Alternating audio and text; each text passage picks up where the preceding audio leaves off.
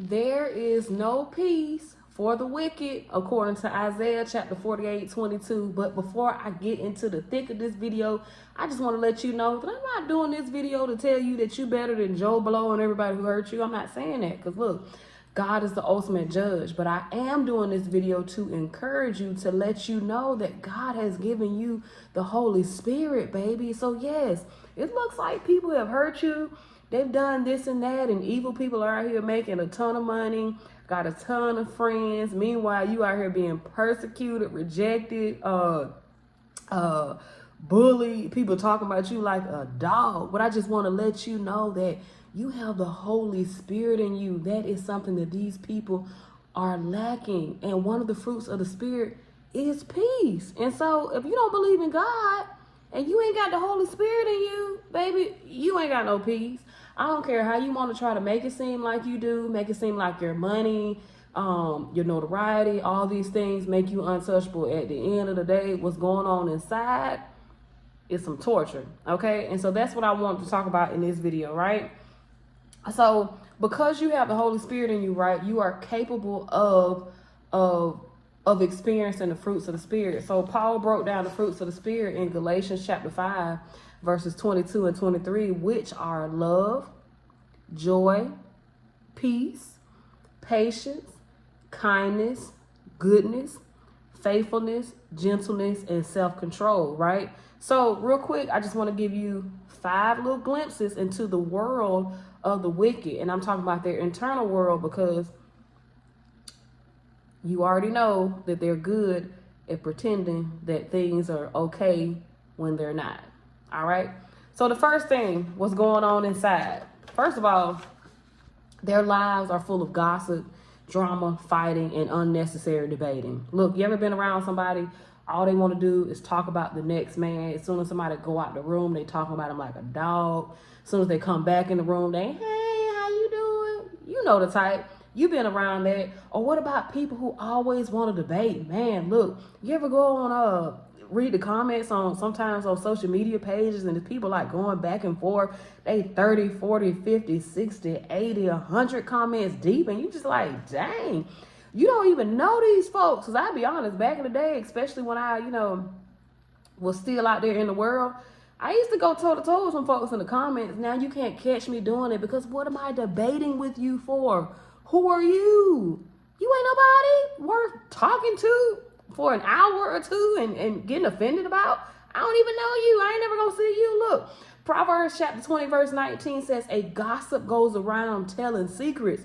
And 2 Timothy chapter 2 verse 23 says, don't get involved in foolish, ignorant arguments that only start fights. But you see, people who don't know God, people who follow the devil, they don't know that this is nonsense behavior. They're just like, oh no, you're not going to talk to me any kind of way, or oh no, you're not going to tell me that what I'm saying is not true. No, it's like they got something to prove. But see, once you know God, guess what?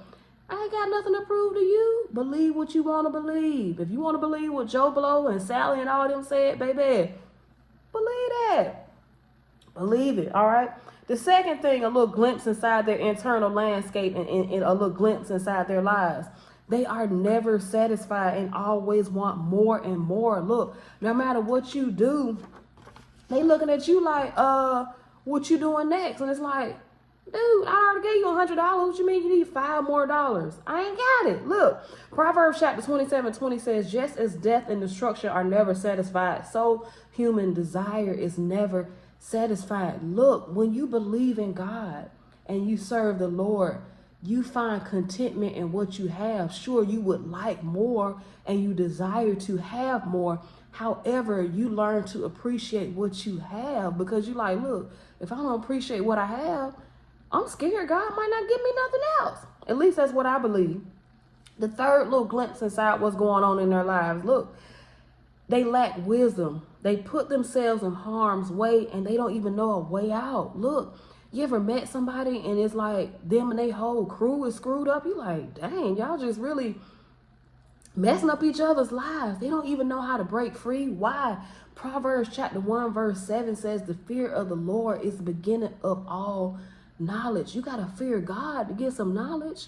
You got to fear God. You got to fear God. Why? Because God is the creator of everything. God can take this whole world out just like that. You got to fear the Lord. Once you fear the Lord, he'll start to give you the wisdom that you need to break free from certain situations. Look, I was involved in a situation for a very long time. I had a very toxic friend, and I used to tell this lady all my business. It wasn't until I started believing in God and I started praying that the Holy Spirit revealed to me to respect her, but don't engage in any small talk. Why? Because it was through the small talk and the little innocent conversations I thought I was having. That's where she was gathering information in order to manipulate me. But see, I would have never known that if I did not fear the Lord, okay? The fourth thing, a little glimpse into what's going on in their mind, what's going on in their lives. Look, they full of shame, and therefore they project that shame onto others. You ever met anybody and it's like, dude, girl, I ain't did nothing to you. Why you coming at me like this? That's because they need to find a relief for the shame. Look, they don't know God, and so they don't realize that shame, guilt, and all that negative little stuff, that don't come from God. That come from the devil. The devil wants you to feel bad, okay? Because he knows when you feel bad, you will project that onto others around you. And I mean, not only ruin the moment, but just ruin the whole vibe, baby. Look, Romans chapter 10 verse 11 says that anyone who believes in him will never be put to shame. When you believe in God, when you believe that Jesus died on the cross for you, it ain't nothing that the devil can tell you to convince you otherwise. Sure, you might have some moments where you're like, God, I don't know. I'm trash, God. I'm not a good person, God. Why all this stuff that happened to me, God? But guess what? You bounce back. Why? Because the Holy Spirit resides in you. I told you what the fruits of the Spirit is. Look, I don't care what the devil do. He may be able to come against your peace for a little smidgen of a little second, a little time. But when you know God, when you read his word, when you pray, and when you fellowship with people who know him too, you just can't sit in that. But see, people who don't know God, they sit in that. And the only way they know how to get out of it is what? Projecting it onto you. And the fifth thing I want to share is that these people work themselves to death to destroy God's people. Hold on, let me get a sip of Kool-Aid. My husband made some Kool-Aid. It's good. It was a little too sweet. I had to put some water in there. But it's good, though. It's good. Listen, they work themselves to a pulp. They are toiling and toiling and toiling, baby. And they still are not destroying you. As a matter of fact, they are frustrating themselves, trying to frustrate you. Look, you ever met somebody that's like, dude, dang, girl, dang, you've already ruined my reputation. You trying to come back and try to, like, step on me some more. You done stab me in the back, and you trying to come and kick me in the face too. Like, what's your issue? Isaiah chapter 54 verses 16 and 17. If you read it, it's basically telling us that a benefit of being a servant of the Lord is, guess what? No weapon formed against you shall prosper. Look, God created you, but he created your enemies too. And that's the thing they don't understand. They don't understand that. God is allowing them to do that to teach you, but he only gonna let them go so far. They wasting their time coming up against you because you know God and you know that you have access to God. You can pray to God. You know, you ain't got to pray for God to, harm somebody, but you can come to God with the truth like, God, look, I ain't did nothing to these folks. They coming at me. I ain't did nothing to them. God, fight on my behalf, and I guarantee you God will. Now, sometimes it's not instantaneous because there are always lessons in the midst of what we have going on that God is still trying to teach us. But God will come to the rescue. I promise you, he's coming. He's coming. It might take him a little time because he's trying to work things out further down the road. But guess what? God is on the way. Let me take another sip of this Kool-Aid. But I know what you're saying. But you're like, I hear what you're saying, Sade, but it looks like these people have peace. Look, they look like they enjoying their lives. They got a bunch of friends. They flying all around the country. They doing this and that while I'm just going to work every day. They out here scamming. They out here robbing folks. They out here lying, deceiving and stuff like that. They have a good life, Sade. Meanwhile, I'm out here working my tail off. I'm out here praying. God ain't doing nothing. But guess what? God is doing something. Them people are faking it.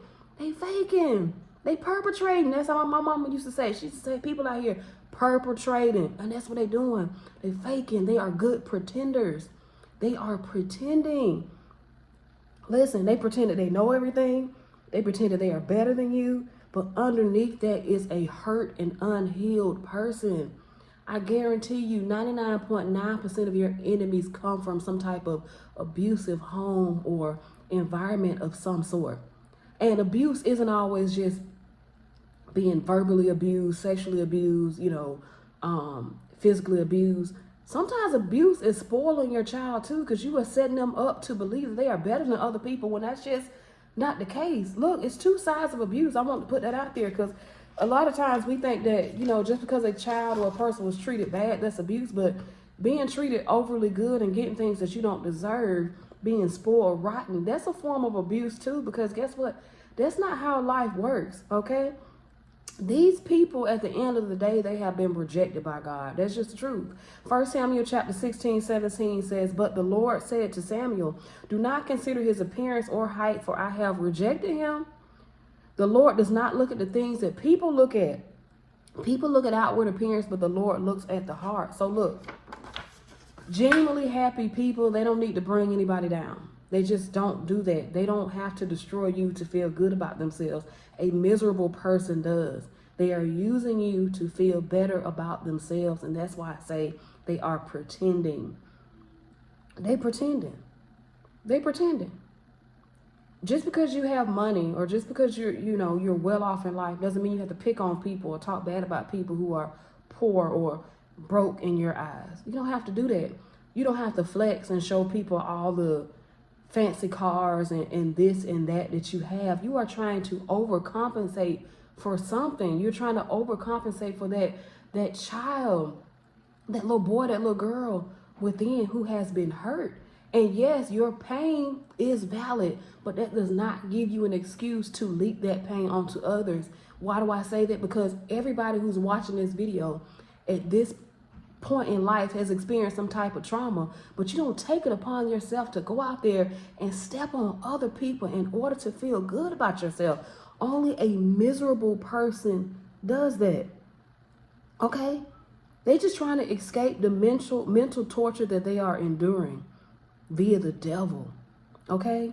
They're just trying to find a temporary form of peace, and it's temporary. It's not gonna last. It ain't gonna last. The only lasting peace that you'll have comes from having a relationship with the Father, your creator. Okay? I don't know about you, but I want to walk in the fruits of the Spirit. I want to have joy. I want to have peace. I want to have all that. I don't want to be out here sad and pissed off all the time. I don't like feeling like that. I don't like being upset. I don't know how some people like being upset all the time. Look, that makes me feel, ugh, I can't do that. So look, comment on this video if it resonates with you. I would love to know, have there been anything that you have noticed that people do when they lack peace that I just didn't list? Like this video, subscribe to my channel also to support me, support the movement, okay? I also placed the link to my book, People Are Evil, in the description box below. Grab you a copy. I spoke more about the fruits of the Spirit in that book and how evil people, they have fruit too, but it don't necessarily come from the Holy Spirit. It comes from the spirit of the devil. All right? Instead of joy and peace, they have what? Anger and discord. All right? So pick a copy of the book up, and guess what? I will see you next video. God bless you.